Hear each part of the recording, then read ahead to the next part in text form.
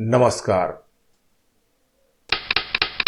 LWF classes easy way of learning.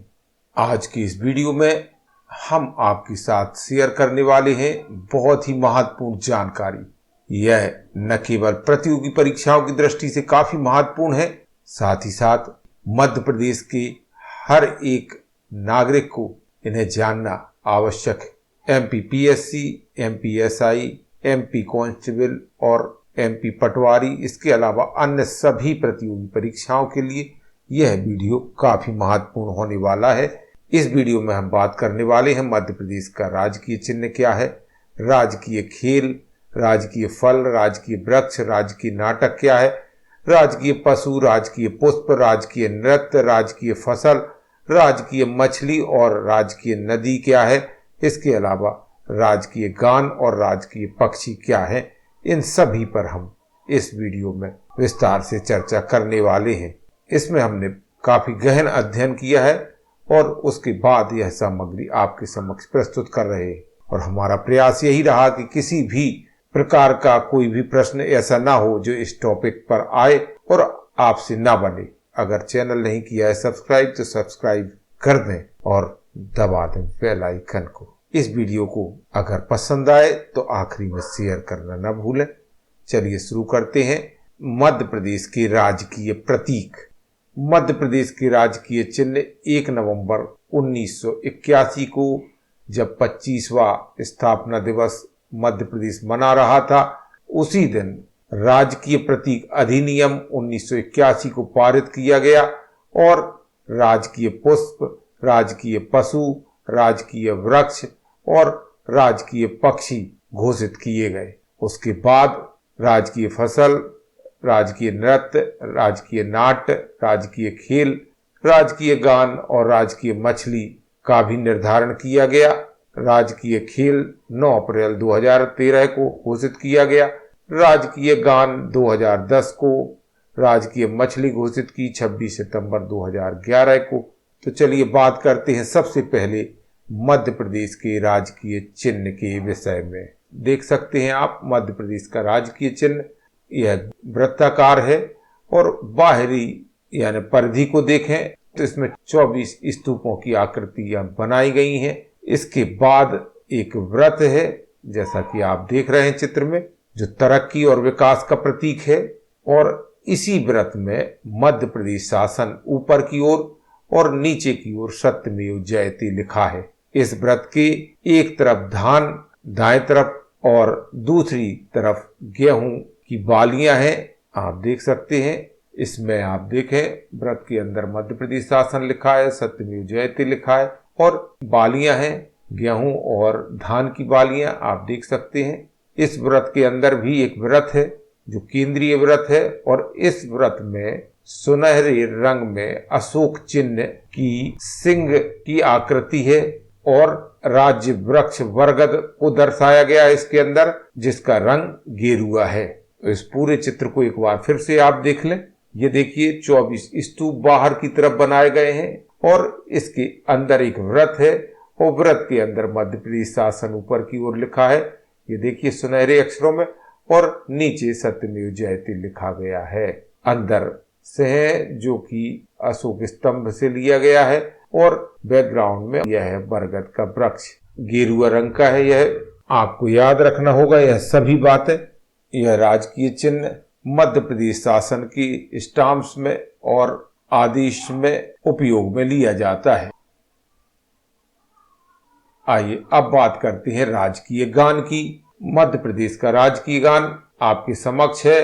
Madhya Pradesh ऐसा पहला राज्य है जहां सरकार ने स्वयं प्रदेश का गान तैयार कराया है और इसे मध्य प्रदेश गान कहा जाता है। मध्य प्रदेश गान के बोल हैं, सुख का दाता, सबका साथी, शुभ का यह संदेश, माँ की गोद पिता का आश्रय, मेरा मध्य प्रदेश है।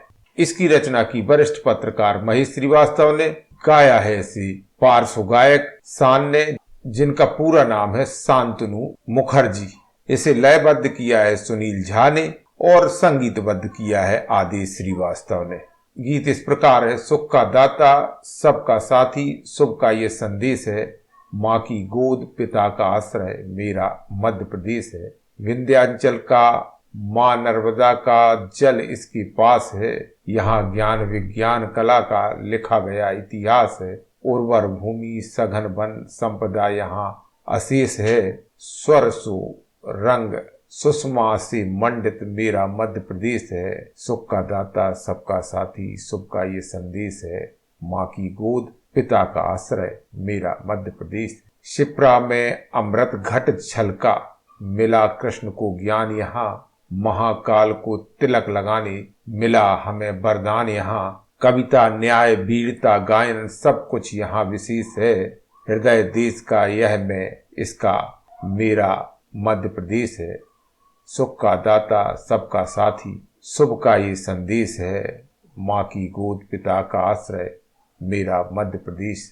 मध्य प्रदेश प्रशासन की जून 2011 के दिशा निर्देशों के अनुसार शासकीय कार्यालयों कॉलेजों और स्कूलों के साथ ही शासकीय कार्यक्रमों में जहां भी राष्ट्रगान या राष्ट्रगीत का गायन होता है वहां मध्य प्रदेश गान का गायन भी अनिवार्य है।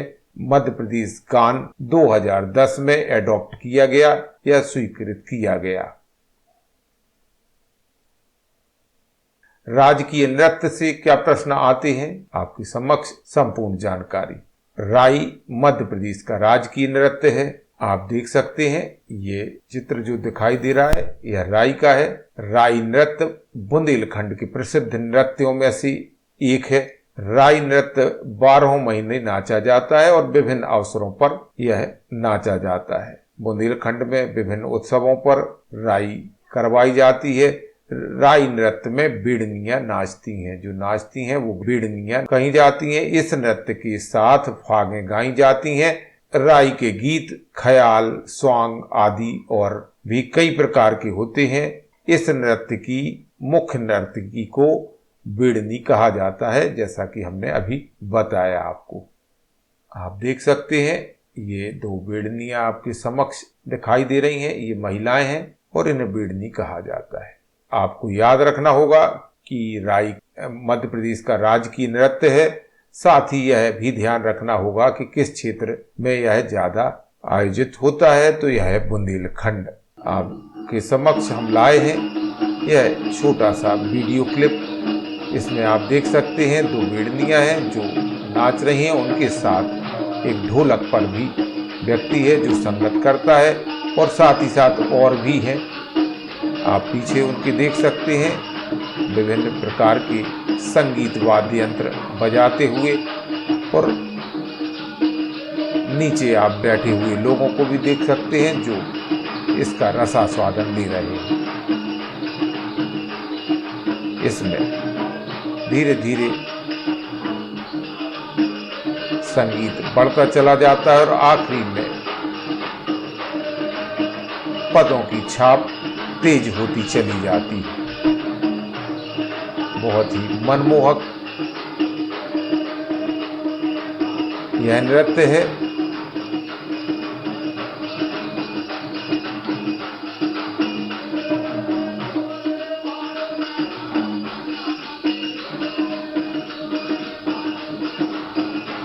अगर आपको क्लिप अच्छी लगी है तो इस वीडियो को लाइक और शेयर जरूर कर दें। अब हम राजकीय नाट्य के बारे में बात करेंगे। मालवा क्षेत्र का प्रतिनिधि लोक नाट्य माच मध्य प्रदेश का राजकीय नाट्य है। आप देख सकते हैं इस चित्र में कलाकार खड़े हुए हैं। माच शब्द संस्कृत के मंच शब्द का ही परिवर्तित रूप है। माच की उत्स भूमि उज्जैन मानी जाती है, अर्थात माच का जन्म उज्जैन में हुआ ऐसा माना जाता है। मालवा की मंडलियां माच का आयोजन करती हैं। माच के नाटकों को खेल कहा जाता है जो मुक्ताकाशी रंगमंच पर प्रस्तुत किए जाते हैं। संगीत नृत्य पाठ अभिनय और बोलों की अंतःक्रिया माच को एक संपूर्ण नाट्य का रूप दे देती है। इसके अंतर्गत विभिन्न देवी देवताओं से संबंधित पौराणिक कथाओं पर आधारित नाटकों का सहज प्रस्तुतिकरण किया जाता है। बहुत ही मनमोहक है। आप इसे देख सकते हैं। हमने आपके समक्ष महत्वपूर्ण क्लिप बहुत मेहनत के साथ खोजकर हम आपके समक्ष लाए हैं।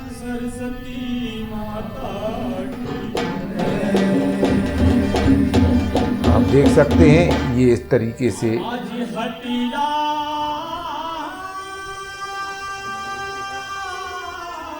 मंच पर इसका प्रस्तुतिकरण किया जाता है। कई कलाकार इसमें शामिल होते हैं।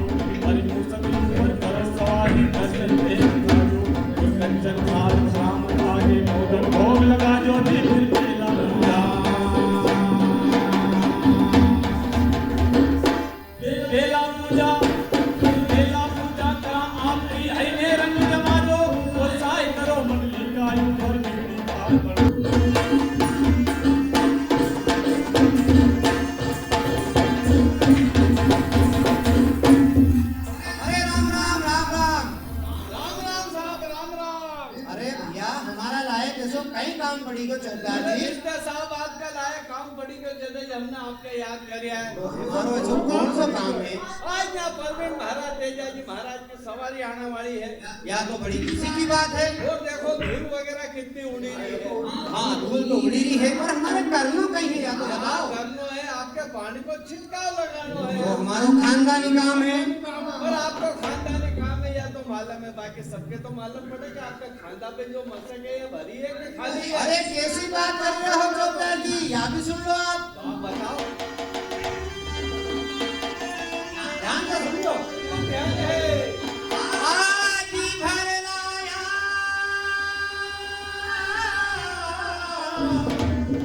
आज निर्मल जल से मशक मनोहर भरला।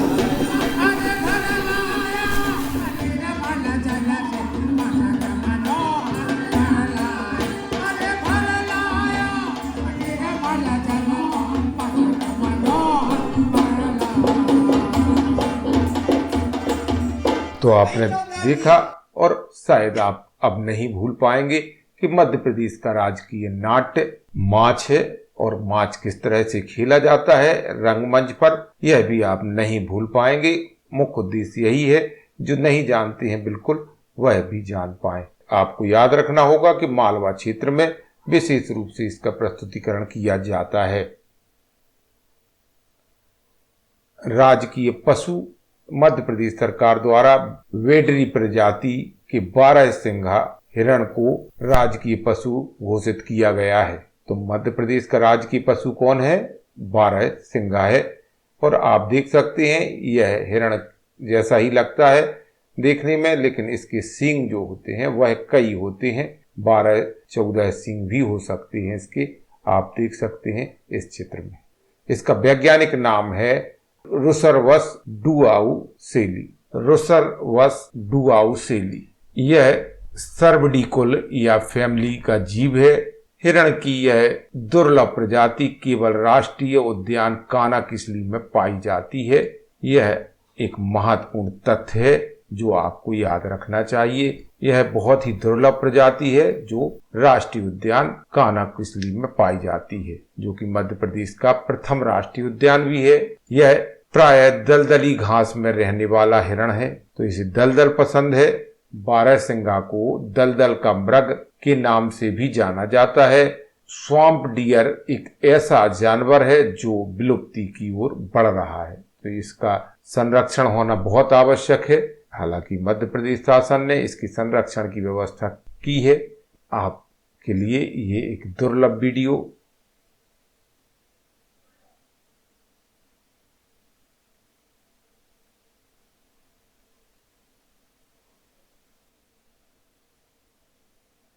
अब बात करेंगे राजकीय पक्षी के बारे में। मध्य प्रदेश का राजकीय पक्षी दूधराज है।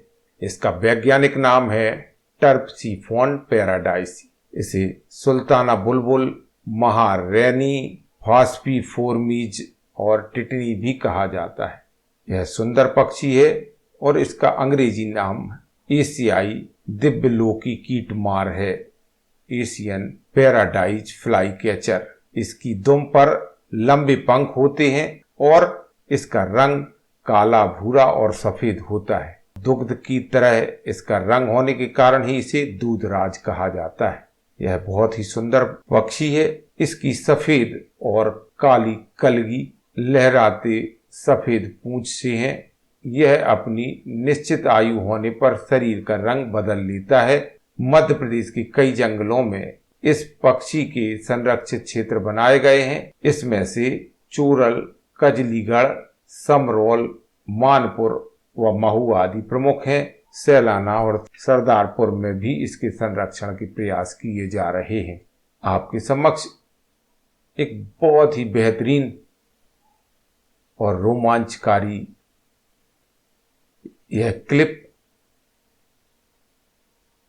आप देख सकते हैं। बहुत ही लंबी इसकी पूंछ और बहुत ही सुंदर सफेद रंग का यह पक्षी।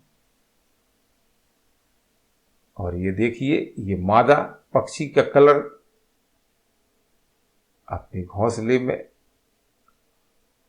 सुंदर घोंसला, बेहतरीन पक्षी, कीड़े मकोड़े खाता है।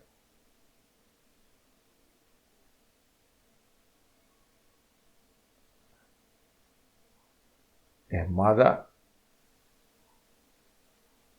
किस तरह बच्चों को चुगा रही है दाने।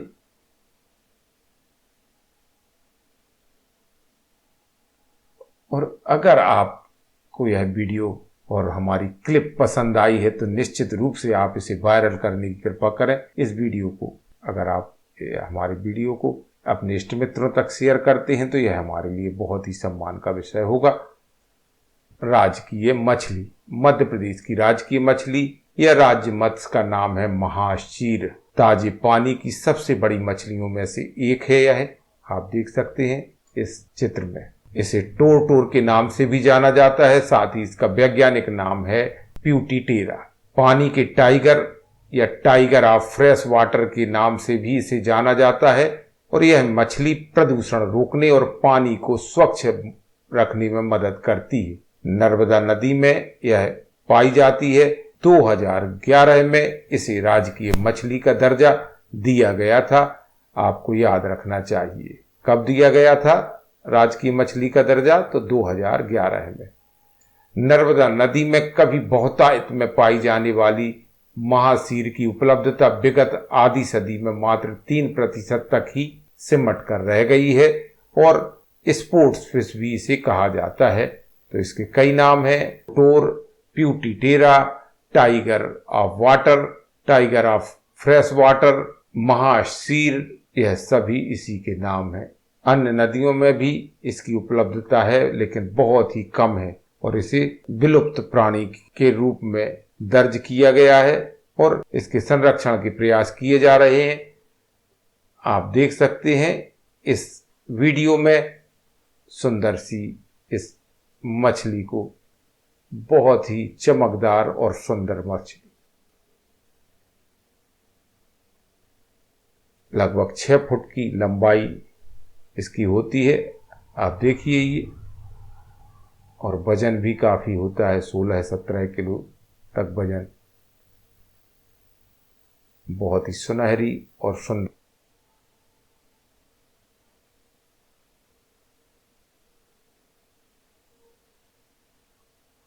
अब करेंगे बात राजकीय नदी की। मध्य प्रदेश की जीवन रेखा कही जाने वाली नर्मदा नदी मध्य प्रदेश की राजकीय नदी है। आप देख सकते हैं ये पीले मध्य प्रदेश के मैप में नीले कलर से या आसमानी कलर से बनी हुई यह नदी अमरकंटक उद्गम स्थल है और यह मध्य प्रदेश से आगे जाकर महाराष्ट्र और फिर गुजरात में बहती हुई अरब सागर में गिर जाती। मध्य प्रदेश की सबसे लंबी नदी है यह। मध्य प्रदेश में 1077 किलोमीटर बहती है, यद्यपि इसकी संपूर्ण लंबाई 1312 किलोमीटर है। नर्मदा नदी अमरकंटक से निकलती है। यह पश्चिम की ओर बहने वाली एक बड़ी नदी है। इसके उत्तरी किनारे में विंध्य की विशाल पर्वतमाला और दक्षिण में सतपुड़ा की पहाड़ों की रेंज है। आप देख सकते हैं इस वीडियो क्लिप में नर्मदा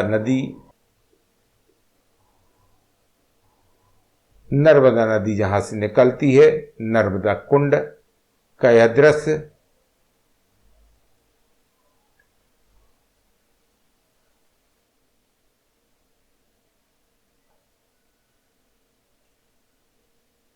आप देख सकते हैं इस दृश्य में नर्मदा कुंड जहां से नर्मदा नदी का उद्गम होता है और यह अमरकंटक में है।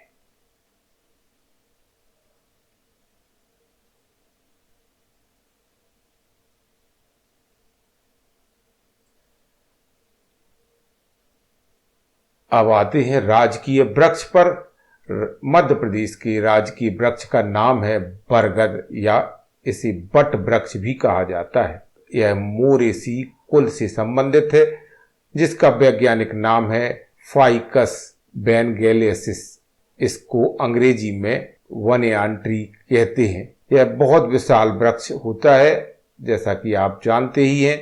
बट वृक्ष काफी मात्रा में हमारे देश में उपलब्ध है और भारत सरकार ने भी बट वृक्ष को राष्ट्रीय वृक्ष के रूप में घोषित कर रखा है। इसमें से जड़ें निकलकर हवा में घूमती हैं और कुछ साल बाद जमीन में जाकर जड़ का रूप ले लेती हैं। आप देख सकते हैं इस चित्र को। और आपको बता देना चाहेंगे कि बरगद के पेड़ के बारे में, जो 1000 वर्षों तक जीवित रहता है।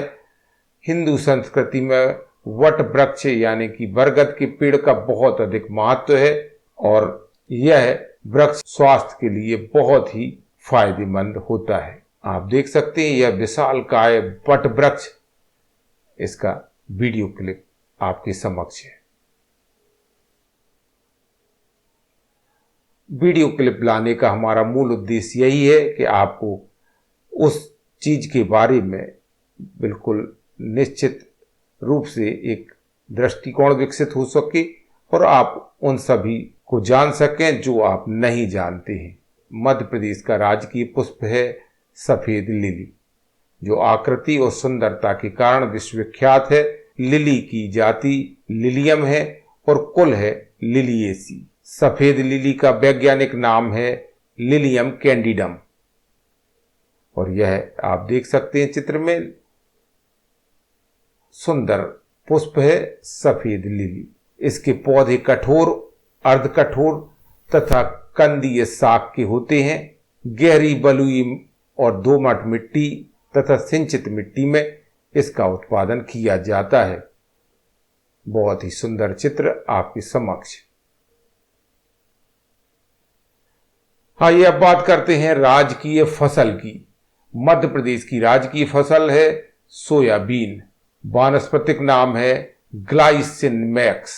सोयाबीन की फलियां आप देख सकते हैं और उनके साथ साथ सोयाबीन बीज। यह मानव के स्वास्थ्य और पोषण के लिए बहुत लाभकारी होता है। सोयाबीन प्रमुख तिलहनी फसल है, साथ ही दलहन के रूप में भी इसका प्रयोग किया जाता है। भारत का लगभग 80% सोयाबीन का उत्पादन अकेले मध्य प्रदेश में होता है। सर्वाधिक बड़ा उत्पादक राज्य होने के कारण मध्य प्रदेश को सोया स्टेट के नाम से भी जाना जाता है। तो मध्य प्रदेश को सोया स्टेट कहा जाता है क्योंकि यह सबसे बड़ा उत्पादक राज्य है और सोयाबीन का वानस्पतिक नाम ग्लाइसिन मैक्स है। इसे आपको याद रखना चाहिए। और ये देख सकते हैं आप सोयाबीन की खेती।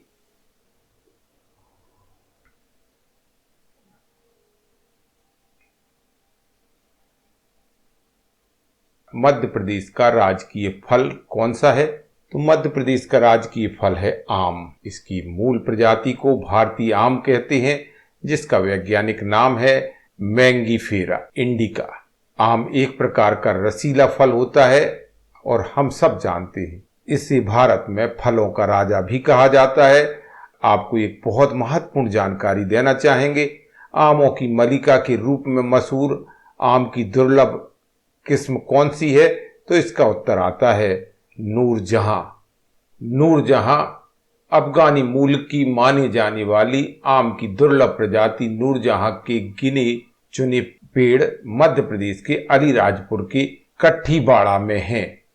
इस प्रजाति की खेती के विशेषज्ञ हैं इसाक मसूरी। औसत वजन फल का है 2.75 किलोग्राम, यानी लगभग यह 2.5 किलो के लगभग और 2.5 किलो से अधिक औसत वजन का होता है। एक फल की कीमत आप समझ सकते हैं कितनी होगी, आप अनुमान नहीं लगा सकते, 1200 रुपये तक हो सकती है। तो 800 से 1200 रुपये तक इस फल की कीमत होती है। आप समझ सकते हैं कितना महत्वपूर्ण है यह फल। और इसमें भी अगर आपको चाहिए है यह फल तो फिर आपको बुकिंग करवाना हो। तो आपको याद रखना चाहिए कि एक दुर्लभ किस्म जो मध्य प्रदेश में है आमों की, और उसे आमों की मलिका के रूप में जाना जाता है, वह है नूरजहां। और कहाँ पर पाई जाती है तो यह अलीराजपुर और उसका एक क्षेत्र है कट्ठीबाड़ा, वहीं पर यह आम पाए जाते हैं। यद्यपि यह आम अफगानी मूल के हैं। अब खट्टे मीठे आम के बाद हम आते हैं एक महत्वपूर्ण खेल पर, जो है मध्य प्रदेश का राजकीय खेल। मध्य प्रदेश का राजकीय खेल है मलखंब।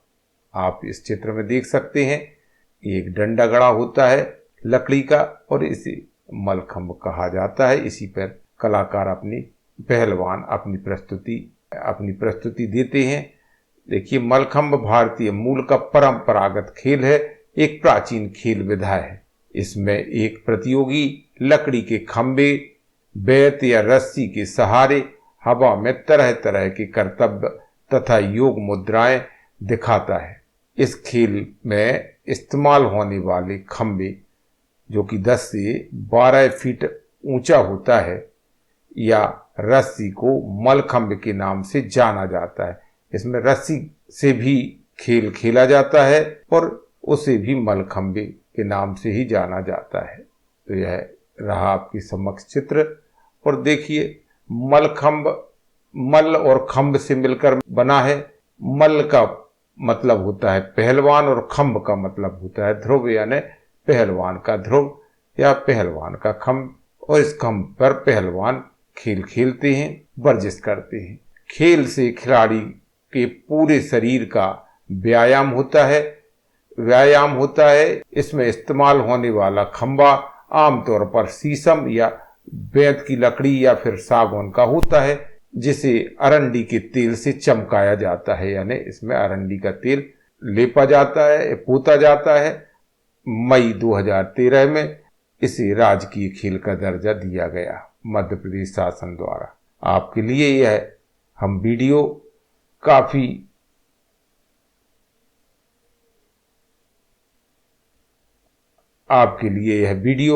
हम लाए हैं काफी मेहनत सर्च के बाद।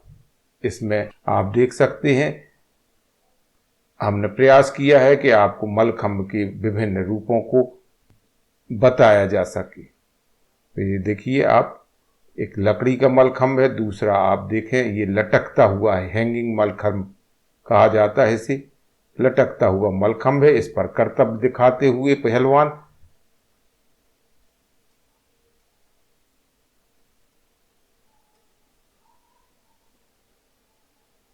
ये देखिए। और यहां पर देखिए ये रस्सियों पर करतब दिखाती हुई बालिकाएं, और साथ ही साथ देखिए ये बच्चे। और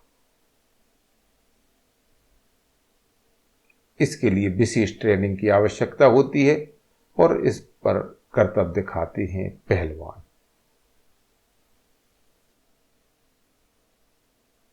आपको हमारा यह प्रयास कैसा लग रहा है, जरूर हमें कमेंट्स करें।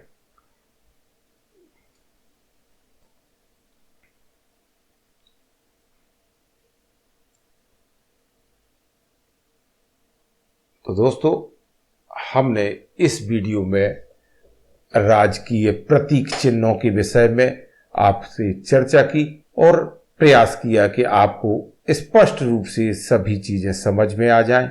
अगर आपको हमारा यह वीडियो और हमारा यह प्रयास थोड़ा भी संतोषजनक लगा हो तो आप इस वीडियो को अपने इष्ट मित्रों तक, अपने जानने वालों तक, अपने ग्रुप तक जरूर शेयर कर दें। अगर आप चाहते हैं ऐसे ही वीडियो या आप कोई और टॉपिक पर भी वीडियो चाहते हैं तो जरूर हमें कमेंट्स करके लिखें। हम फिर मिलेंगे एक नए वीडियो के साथ।